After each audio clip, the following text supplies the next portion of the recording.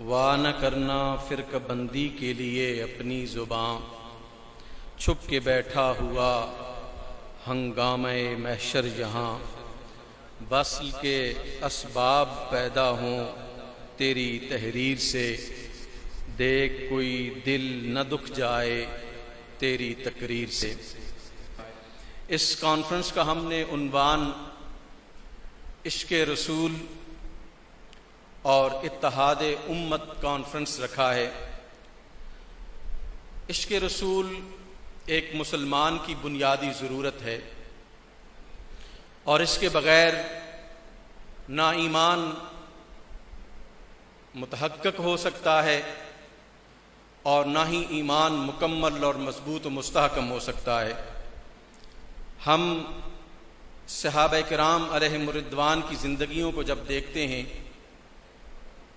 ان کی زندگیاں عشق رسول سے معمور تھیں، اور یہی ان کی جنگوں میں سب سے بڑی قوت تھی۔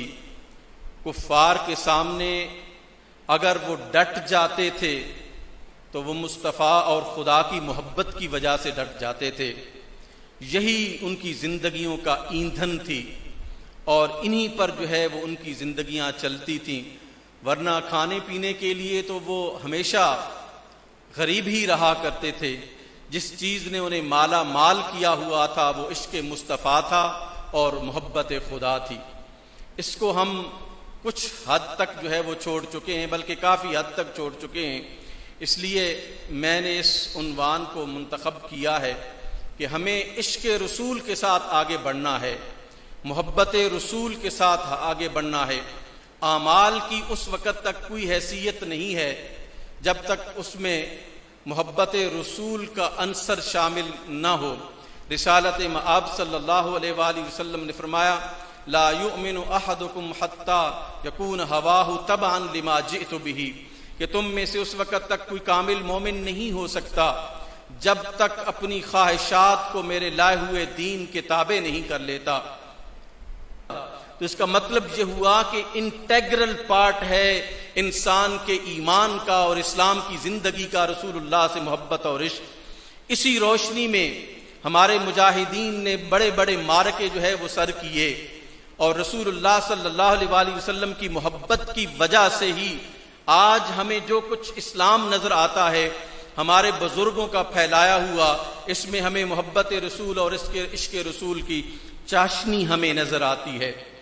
آج ہم جب فرقوں میں تقسیم ہوئے اور فرقے جب اپنے اندر کی تقسیم کا شکار ہوئے، تو اس محبت سے ہم دور ہوتے چلے گئے اور ہم ایک دوسرے کے دشمن بنتے چلے گئے۔ حالانکہ رسول اللہ صلی اللہ علیہ وآلہ وسلم کے بارے میں اللہ سبحانہ و تعالی نے تو یہ فرمایا کہ محمد الرسول اللہ والذین معہ اشداء علی الکفار، محمد اللہ کے رسول ہیں اور جو ان کے ساتھ ہیں وہ کفار پر سخت ہیں، رحماء بینہم، وہ آپس میں رحیم و کریم کریں۔ تو کیا ہم رسول اللہ کے ساتھ نہیں ہیں؟